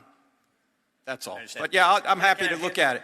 Interestingly, thank you. That in Iran, they support women's right for abortion here in America, yet they would never do that to their own people. Next question. Hi, my name is Mark Bruceman. I'm actually the author of a website about homosexuality in the ancient world, in Bible and religion. It's called the Born Eunuch's homepage. And in that chapter we were just talking about Matthew 19. There's a verse in which Jesus talks about people who are born eunuchs from their mother's womb. I read that verse back in '91, and that set me on a lifetime of, well, it set me on a decade of looking for proof that eunuch, what we call a eunuch, could actually be perfectly intact and simply have no lust for the opposite sex, a man who had no arousal with women. The ancient world made that distinction. They distinguished between men who were, or people who had no lust, had no arousal with women, versus men who were aroused by women, and the latter were the actual men. So when we look at where are you going with this? Because when you look at Leviticus, there's no prohibition of homosexuality in Leviticus or in Paul. It is a prohibition of men who have sex with women bottoming for other people. Okay, where are you going with this? What I'm saying is there is no prohibition on homosexuality in the Bible. Where we get the prohibition on sex outside of marriage comes from a passage in Plato's Dialogue on Laws. Okay. 7 pages in which he says you use religion. Okay, let Frank answer the question. Okay, thank you. Most qualified. Yeah, I think if you look at Romans chapter 1, Paul talks about indecent acts. But we're not going to totally exegete the passage here because it's been exegeted for 2,000 years. No, it hasn't. Okay, well, we'll have to agree to disagree, but thank you. Move on. Thank you very much. Okay, thank you. I did not have eunuch as a question in my mind that was going to come up tonight, but that's why God delights in variety. Yes, next question. So this question I have for Dr. Turek. I see a lot of the nonsense that Candace Owens is spewing online about how maybe Trump or Erica were involved in Charlie's assassination. I listened to the Steve Day show on the Daily, and a couple weeks ago he had an episode where he was addressing what he calls the just asking questions crowd, perpetually just never looking for answers. And he laid out some possibilities for Candace's motivations. Either she's seeking attention, demonically possessed, or maybe she's a psyop that's meant to fracture our coalition. So my question to you is, what do you think her motivation is, and how should we respond when confronted by people who believe in some of these crazy conspiracies about Charlie's death? I've done several podcasts on this recently, and I don't know what her motivation is. I don't try and judge motivations. But let me just say a couple things. Anything's possible. But if you're going to suggest someone's guilty, you need evidence. And she doesn't have it. A dream that Charlie came to her in a dream and told her that he had been betrayed. That's not evidence, okay? Maybe it could be somehow if there's other corroborating evidence, but there isn't any. And my friend Mikey McCoy's getting death threats now. Mm-hmm. I'm getting people emailing me, you never know what can happen to you. You need to repent. Of what? Yeah. Stop insinuating people are guilty. Ask as many questions as you want, but do not cross that line into you're guilty when you have no evidence for it. You know what I could say right now? I could say that Candace Owens, I think Candace Owens is the real killer. Yeah. And she's a real killer because Charlie stopped inviting her places. And she thought that if she could get rid of Charlie, maybe she'd be president. And she's doing all this to divert attention from her being the real killer. That's possible. But you have no evidence. But I have no evidence, and I'm not suggesting that. I'm simply saying that seems to me what she's doing to other people. Exactly. We have to be careful. We have to be I'm sorry? You can go ahead. I know. Well, we do things a little. If you want a seat at the adult table, you're more than welcome to wait in line. But we don't yell. We don't shout. Let's move forward. I will say we have to be careful. If you disagree, you come to the front of the line. There is temptation. There is temptation, and there's the temptation, and the devil will have that temptation to get spun out in a particular way. And to get spun out in a way that is unhealthy for you. I'm sorry? Yeah, all right, we're done. Thank you. All right, let's I go to the next appreciate question. Would you be able to sign my hat, please? Yes, sir, I will. I'll do it later. Okay. Thank you. Go ahead, next. Hi, Mr. Schneider. My name is Abbas Ben-Hamida. I'm a current freshman here at Berkeley. All right, nice to meet you. Nice to meet you too, sir. Recently, I've become deeply concerned about the loss of the First Amendment and free speech. So I've been wondering, how can the United States continue to protect the First Amendment, especially on college campuses, when cancel culture and corporate influence limit our ability to speak out? And how can people think that Donald Trump wants to uphold our amendments if the Trump administration continues to support the suppression of those speaking out against the genocide happening in Gaza? Wow, there's a lot there. First of all, it is a mistake to silence speech of any kind, and it is a mistake from the Trump administration to silence. It's also a mistake, even though I find it abhorrent, burning the American flag is still a form of expression, and while I find it awful and tasteless, it's not up to me, it's not up to my taste, and I don't think it's up, and that would never uphold in the courts. Yes, free speech is the speech that we don't like and the speech that the government doesn't like. And we have to, what the Biden administration did was the Biden administration, day one, censored Bobby Kennedy, the first person that they censored. And we don't clamp down, and they used the tech companies to do that. And all this came out. So, yes, we have to be able to express our opinions. And it was also a mistake for the head of the FCC, the Federal Communications Commission, to criticize Jimmy Kimmel. I mean, that's a private company. If they want to fire him, keep him on, that's fine. I think it's a broadcast license, so they can't directly lie, but he could have asked for a simple apology or something. But I think we have to be very careful about that. And the Republicans, and I could say the conservative group, we have to be careful that we don't fall into the same trap where we use censorship like the Democrats did. Absolutely. I just want to make sure, are the people, we don't have much time left, but are the people, the next 5 or so people, you disagree with things we've said on the stage, right? Yes? One more point, sir. Yes, sir. We don't have enough, I'm sorry, we don't have enough time because we really want to get, we have a long line out there. Okay. Is it the last thing you want to say? Yeah. So, I mean, I feel like it's really sad to see a country where, both sides want to, limit our ability to speak out against. But we have the First Amendment. You got to fight for it. You got to fight for it on campus as well. You have to insist on it. We have to insist that really the cornerstone of free speech on campus is Berkeley. You got to return to that. You have to insist on it, and you have to make sure that the people who limited the number of students to come here, that someone gets held to account for that. Find out who limited that. Thank you so much, sir. Nice talking. Thank you. Hi, my name is Chris. I'm a little bit nervous, but it's okay to talk with you guys. I just wanted to say it's very similar to the gentleman's question on freedom of speech on campus. Yes. I could be wrong. I don't want to be spreading misinformation, but I believe my chancellor, Richard Lyons, is here. If you want to call him out and just say, hey, bud, what's the deal with freedom of speech on campus? We're not having dissenting opinions coming in. They stopped the protesters from being allowed to buy tickets so we could have a back and forth discussion. And I think that hurts our movement, It hurts everybody's movement. Yeah, it hurts everybody. I mean, what was said in some of the materials earlier is not allowing opposing views hurts the very fabric of a healthy society. Absolutely.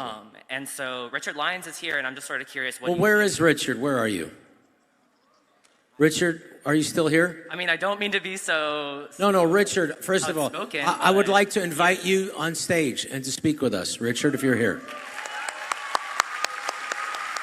Not in a confrontational way. Come on, Rich.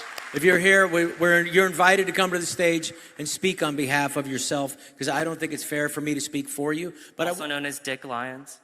Sorry. All right, but if you would like to come to the stage, you're more than welcome to speak your piece. I would just like to say that we need to hold people accountable for their free speech as well. If you say something outrageous, there's going to be repercussions for it. Someone may call you an a-hole or whatever. But the fact of the matter is, this campus, more than any other campus in the United States, has the foundational principle of free speech and the student body uprising for free speech. And it was free speech that was not Republican or Democrat, conservative. It was free speech for everybody.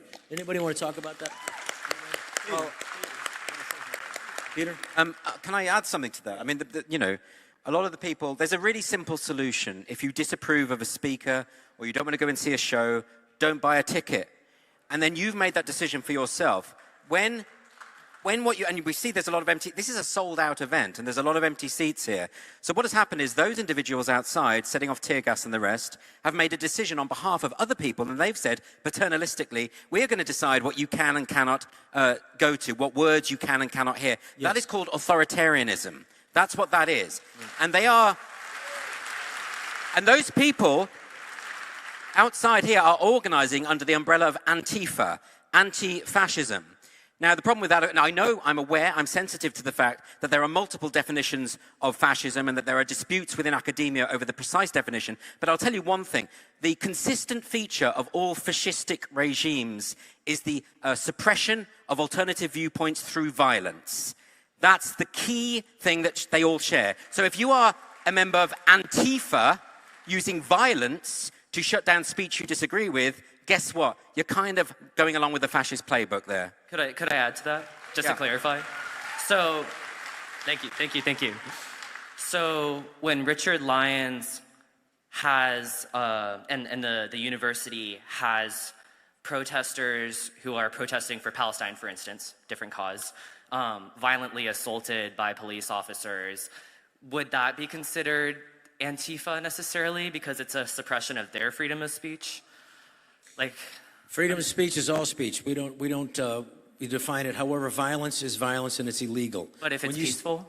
If it's peaceful, then you are allowed to protest. However, if it is a private university or a university that they can make their own rules. This is a state university, and a state university must allow protests of all sorts, or we don't have free speech. That's what free speech is. And let me tell you, free speech isn't just your right to say something. It's the right of somebody else to hear it.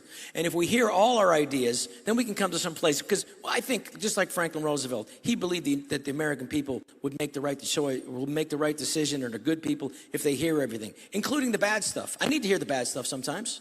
So I'm willing to hear it. But let's get the next person. Thank you very much. Thank you. Thank you. Good question. This will be the last question. Oh, really? We should get to a couple more. I'm sorry. I don't mean to interrupt. We're going to do a few more. Can we do a few more? Yeah, we'll do a few Particularly among, I really want people who disagree to come up. Most sincerely say that. All right. All right, go ahead, son. All right, so my name is Mason. I'm a 13-year-old boy. So I want to get into politics when I'm older, and I'm a Christian. What advice do you have that I can blend those two?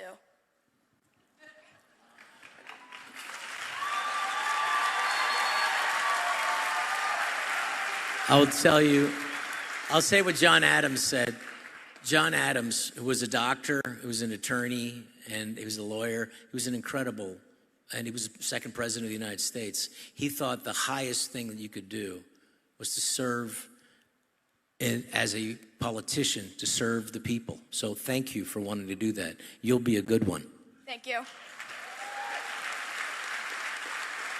Yes. Hi, I have a question for all four of you. In America, and I assume so in England, we have a problem with veterans and homelessness and mental illness. What are we doing as a society to help them? On the left, I see disrespect towards veterans in our culture where men can't talk and talk about their feelings as our military is majorly men. But on the right, and abortion is a big issue, and I disagree with abortion in general, but what are we doing to keep the people that are already here, that have fought for our freedoms here and on this earth? Well, we have to take care of our veterans, otherwise this country's soul will rot. We need to take care of people who are protecting this country. So that we're doing better. This administration specifically is doing better, but we have to help. I mean, there used to be in World War I, there's a thing called shell shock. And then it was like, now it's down to post-traumatic stress syndrome. These are really tough things that these people come back from what they've had to endure. These are your neighbors. And I would just like to say this, too, slight off subject. We need to figure out a way to include everybody to do what they can do for this country, not what this country can do for you. We need to put in a voluntary system of university students, and we need 2 years of your life. Dedicated. You want to do the military, you want to serve overseas, you want to help people. We need you to do that. We can't just have a group of people that's selective service and then just send people over. Everybody. So when there is a conflict internationally, everyone's son and daughter is potentially going to be sent there. And that will make us all think twice about some other war that we don't want to get tangled in. Thank you. As I want to mention one thing as a veteran, and that is every country has to have both a force that will protect them from evil outside the country. That's what the military is about. And a force that will protect people from evil inside the country. That's the essential primary purpose of government, to protect innocent people from evil and punish wrongdoers. Biblically, that's Romans 13. James Madison, who wrote our Constitution, said if men were angels, no government would be necessary. We need a government, and a good government, to protect innocent people from evil. Here's my question to you. I don't know the answer to it. We have limited resources in this country to take care of people. Are we spending more money on people who shouldn't be here than we are on our own veterans? Yeah, like gender reaffirming care. Well, not just that. I'm talking about illegal immigration. In this state. Now, so that shouldn't be. Every country should take care of their own first. Yeah. That's why we have countries. That's why God set up borders. Yeah. Thank you. Now, Peter. Yeah, I have a very quick book recommendation by Michael Schellenberger, as it's appropriate, called San Francisco. And he lays out, if you haven't read it, it's a phenomenal book. It's evidence-based, and he talks about homelessness and drug addiction. And one of the things he talks about is a principle, shelter first, housing earned. So you have to incentivize sobriety. But if you want a point of contact to read about evidence-based solutions, that's my recommendation. Right, thank you. I appreciate your time. If I can ask, I want Peter, if you could talk to us about, because he has a beautiful system. I want you to think about this, how to have difficult conversations. And that really was, because you're going to have difficult conversations with the people outside here who are still waiting for us to leave. How are we going to have difficult conversations, Peter? And how do we handle it? Yeah, Seriously. thanks. So I'm preparing myself for the onslaught of booze I'm about to get for this, but in 2013, I wrote a book, A Manual for Creating Atheists. Oh, wow. Okay, that wasn't what I was expecting. And I walked backstage here, and I walked in to I don't know, my new friend Frank, who wrote, I don't have enough faith to be an atheist. And Frank came immediately over to me and shook my hand and said, Peter, it is so nice to meet you. Peter, for those of you that don't know, Peter, maybe you could tell this audience a little bit about what you do, because it's amazing. It is amazing what Peter does. I'm a Christian, he's an atheist, but he will tell you what he's doing right now and has been doing for several years, and it might shock you. Would you tell them what's going on, And we can all Peter? learn from this and how to have difficult conversations. Yeah, how so- far will you go? And that's a beautiful thing. I wrote the book, How to Have Impossible Conversations, but I want to answer your question directly. So I'd like to leave people with some very specific tools that they can have to have better conversations. But before I want to do that, I want to throw an idea out to you. I think that there's a schism in the right now. I think there's a schism about Israel, about Groypers. I think there's contentious conversations and conversations that need to be had. I have the following suggestion to you. rethink about the problem. The problem is not what it was 13 years ago. Again, if you said to me you're going to be on stage with Frank Turek at a conservative event, primarily with Christians, I would have thought I had some kind of head trauma. But I suggest the following to you. Frank and I have far more in common. We have something fundamental in common. And that's, we believe in, we want to conserve, as Thomas Sowell said, Rob quoted Thomas Sowell, we want to conserve the Republic. I believe that there's objective truth. Frank believes there's objective truth.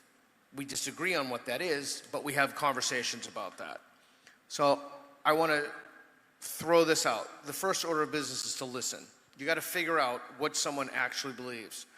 And I think in the heyday of the New Atheist movement, I was guilty of that. I was guilty of that because I was so certain that I was correct. I'm still an atheist, but I think I was really kind of a dick to people in the way that I treated them. And I think if I could go back now, I would tell myself, I would give myself the following advice. Really listen to people when they tell you something. The second thing I would tell myself is repeat back to them. This is called Rappaport's first rule. Repeat back to them so that you understand. And what you're looking for them is when they say, that's right. That's right. So you need to make sure that you understand. The key principle in all of this is you have to be willing to revise what you believe. So we go, my friend Reed and I, we go all around the world and we have impossible conversations with people, literally about things that are pretty grueling and ghastly, trans being chief among those, and now we're talking about Islamic immigration. But we first try to figure out what people believe, and then we ask them, what would it take to change your mind? You know, Rob asked the question, what do you want? It's an old question, ancient pedigree. What kind of life do you want to lead? What would it take for you to change your mind? I always, at 59, that's one of the first questions I ask people. I figure out, okay, what do they believe? Have I understood this? I repeat it back to them, and I might say, like, how confident are you on that in a scale from 1 to 10, or what would it take to change your mind? It's a deceptively simple way to have a conversation to put people at ease. And I just want to say one more thing. How tragic it is that we are here and these people are setting off fireworks and threatening police and they're arresting people. It's a stain on the promise of America. It is. And it doesn't matter if you're a believing Christian or if you're an atheist. Those things are less relevant now. And what's relevant is we have genuine civilizational threats that an honest person who is sincere with themselves has to look at. So my first suggestion to you would be, if you know someone of a different faith, I would suggest you do what Frank did to me tonight. You say, hey, so nice to meet you, and shake their hand. And then you listen to them. What do they believe? It's just like the disagreement that you had the same goal. Jim? For several years, Peter toured universities with Corey Miller, who is the head of Ratio Christi, which is a Christian apologetics campus group. And they were going to these campuses to show that an atheist and a Christian could be on the same side of free speech and free expression. And some people oppose that. And they're still opposing this guy. Can you believe this? And you know whose fault it is? It's our fault, Christians, because we haven't spoken up enough. That he has the right to express his view, and he does, and you all do. Thank you. Thank you. And can I just ask, Peter, what has been the most surprising thing when you go to different campuses and the stuff that you discovered, and asking people how far would you meet in the middle, or how strongly do you feel about this? What are some of the biggest surprises that you felt on campus that you've experienced? The first thing is I really do believe that what Aristotle writes in the first line of the Metaphysics, all people want to know, all people desire to know. They want to know what's true. And that's my starting assumption. I have never questioned it even about the people outside. I think they want to know what's true, but I think they do think that they know it's true. And that's why they're not in here right now, because if they were, they'd be at the front of the line asking difficult questions. I mean, maybe that's a form of some kind of ideological capture. But one of the most hopeful things that I've found is when people actually listen to each other, and again, the tool is so simple. Listen to someone and ask them, don't put the burden on them. Don't say, do you get that? Because when you say, do you get that, put the burden on yourself. Am I being clear? Did I make that clear? It's a simple thing. But the most promising thing I've seen is people who have fundamental disagreements having honest conversations about really tough issues. This has just hit me. He's the atheist Charlie Kirk. Yeah. Do you notice that? He wants to have a conversation, and if you disagree with him, that's fine. No, but there is love in what he's saying, because it's an openness and an honesty for the truth. And that is love to me, an openness and honesty. Because what Peter really wants is he wants people to not be a prisoner to their own passions, to their own prejudices, and to be stuck in something where they can expand their knowledge and expand themselves and get out of a prison of their own making. And that's what I get from you. Thank you. And I just want to say something to the organizers here. They've been absolutely fantastic. Charlie sponsored many of my events. My last texts from Charlie were incredibly supportive. And I just want to say that I'm incredibly grateful for what Turning Point has done, for the fact that you know that I have different beliefs than you, and you've been so gracious and so kind, and I'm incredibly grateful for that, and I can't thank you enough. Thank you. Yeah. We'll take one last question, and I want to, and do you want to say anything, Andrew, that I think... I mean, what I would absolutely love is for someone to come up to the front of this queue and explain why free speech is a bad thing worth opposing. But what I notice is the people who believe that don't generally want to articulate it, they just want to throw shit about. Which is a bit of a shame. Yes, your question? Hi, thank you guys so much for having the courage to be here. It's truly an honor to be in your presence while you protect free speech. My name is Nat. I'm in my 3rd year here, and I think I entered college with a very politically open mind. I was willing to engage in conversation with those who were so much more firm in their beliefs than I was, and I acknowledged any bias that was embedded into my upbringing so that I could have a very open-minded discussion and learn from my peers. But it seems that when I acknowledge the fact that I'm uneducated about politics, or that I'm not so sure on a certain topic, or maybe that I can see both sides on a particular issue, I'm met with ostracization. I'm never accepted for admitting that I don't know anything or everything, right? And I'm sure this is something a lot of my peers can relate to, and especially you, being a member of Hollywood, can relate to. Just the outcasting that gets brought upon us when we acknowledge the fact that we don't know everything. Right? And you've made it clear, all of you have demonstrated the heart you have for those who disagree with you, which I think is very noble and open-minded. So I want to ask, in a society that puts us down for not being so aggressive with our beliefs, how can we collectively rise? How can we learn to not butt heads with those that we disagree with, but instead shake hands? You got to keep trying. And again, Peter, that's a really good Peter question. I'd love to take that question. So whenever you encounter someone like that, invariably the problem is not you. So a couple of months ago, I was driving my buddy's car, and I don't know, a guy thought I cut him off or something. I didn't think I did, and he leans out the window and he gives me an incredibly nasty look, and then he rolls down the window. And he goes like this, and then I rolled the window, and he said, "I'm gonna kick the shit out of you." And I said, "Oh boy, I'd really hate that."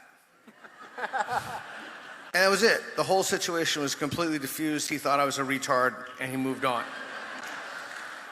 So almost invariably the problem was with them. But I just want to give you a practical solution of something that you could do in that situation. Oh, we're getting the must wrap up thing. A practical solution to this. The first thing I would do is say, "Oh, wow, thank you. That's really interesting. I didn't know that. How confident are you?" And make sure you know the claim on a scale from 1 to 10. So scales is it's not a trick, it's a great strategy.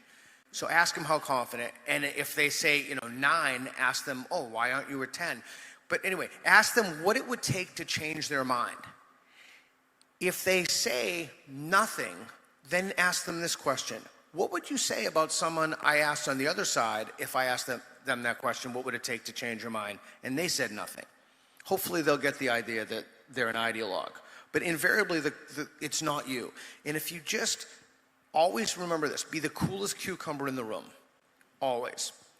And then ask that question. Oh, how confident are you in that? What would it take to change your mind? Oh, and remember that posture. Oh, thanks. I didn't know that. Most of the time, there's something very, very quick story. There's something called the illusion of explanatory depth. It's fascinating. It's from a great study where a guy asked people if they knew how toilets worked. You heard about this? Yeah. And most people would say, yes, of course I know how toilets work. But when you ask them how toilets actually work, nobody has not even the faintest clue of how they don't know the name of anything. So even asking someone to explain how healthcare, immigration, the cost of the border, the size of the border, how much the Border Patrol agents make, even asking someone simple questions like that, it's very simple to I'm getting the wrap up. But so real quick, all of those begin with targeted questions. They're never an assertion. They're never a statement of fact. They're always questions. Yeah, key question is, if you were wrong, would you want to know it? Wow, that's good. Yeah. And, you know, it's okay to be the one guy that other people think's crazy. It's okay. And you know what? As long as you have faith in that, and also come from humility, because you're going to meet bad faith actors, and you're going to meet them in this school, you're going to meet them in life, that people who don't really want to learn anything, and they think they know it all already. But if you start from a place, I don't know, then you're going to grow way more than them, and God bless you, and keep fighting. I want to thank each and every one of you for coming. I'd like to thank Professor Peter Boghossian, Dr.